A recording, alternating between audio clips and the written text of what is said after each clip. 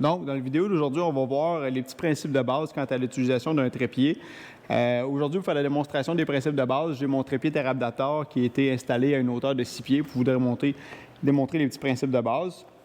Donc, on utilise un trépied en sauvetage en hauteur ou en espace clos. Les principes vont être les mêmes. Il va falloir les respecter pour s'assurer d'avoir un trépied qui est toujours stable et toujours sécuritaire.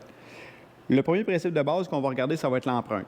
Qu'on utilise un trépied à une patte, à deux pattes, à trois pattes, on va toujours avoir une empreinte. L'empreinte va être différente. Donc, si j'utilise un trépied comme un monopode, donc à une seule jambe, je vais avoir une empreinte de poing qui va être située directement sous ma jambe, à l'emplacement du contact au sol. Si j'utilise mon trépied à une configuration en bipode, qui va faire comme un cadre en A, donc mon empreinte va être linéaire, donc l'empreinte va relier les deux pattes.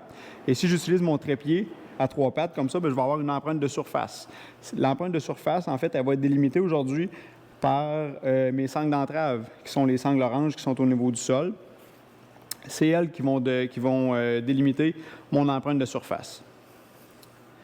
L'empreinte de surface est importante dans le cas où lorsqu'on va faire des installations de rigging de manœuvre sur la tête de mon trépied et qu'on va faire des mouvements de corde, dans le fond, lorsqu'on va vouloir descendre ou monter une charge, bien, ça va appliquer des forces sur mon système, autant en montée qu'en descente.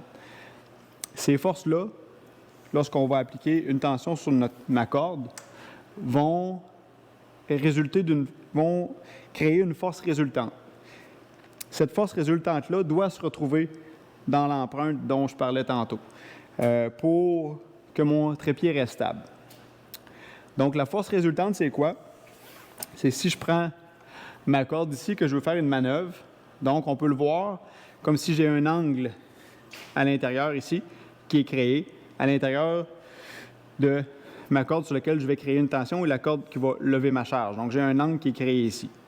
La force résultante, en fait, c'est la ligne bisectrice qui va séparer cet angle en deux. Donc, j'ai mon angle ici présentement. Ma ligne bisectrice, ici, je voulais couper mon angle en deux, serait à ce moment-là environ ici. Et ma force résultante, c'est le résultat de cette ligne bisectrice-là qui est pointée directement au niveau du sol. Donc, présentement, dans cette configuration-ci, si je me mets à mettre une tension comme ça, mais ma force résultante, elle, qui va être créée, va se retrouver directement dans ma surface de travail au niveau de mon empreinte au sol. Donc, mon trépied va toujours rester stable. Plus que je vais ouvrir mon angle et que je vais me rapprocher d'une de mes pattes de mon trépied, à ce moment-là, plus que ma force résultante va vouloir aller vers l'extérieur. Donc, tant que ma force résultante se trouve à l'intérieur de mon empreinte, je n'ai pas de problème. Aussitôt que je me rapproche d'une de mes pattes, cet angle-là va ouvrir et puis cette force résultante-là va vouloir pointer à l'extérieur. Donc, si cette force résultante-là pointe à l'extérieur de n'importe quel côté que mon trépied va devenir instable. Donc, je vais surcharger une de mes pattes et je vais en sous-charger un autre. Ça va faire en sorte que mon trépied va vouloir être débalancé. À ce moment-là, il va falloir que je fasse des aubans pour contrer ce débalancement-là, pour ramener la force résultante au niveau du centre de mon empreinte. Un bon indice qui nous indique en fait où ma force résultante va se retrouver, c'est mon rigging. En fait, dans ce cas-ci, c'est ma poulie.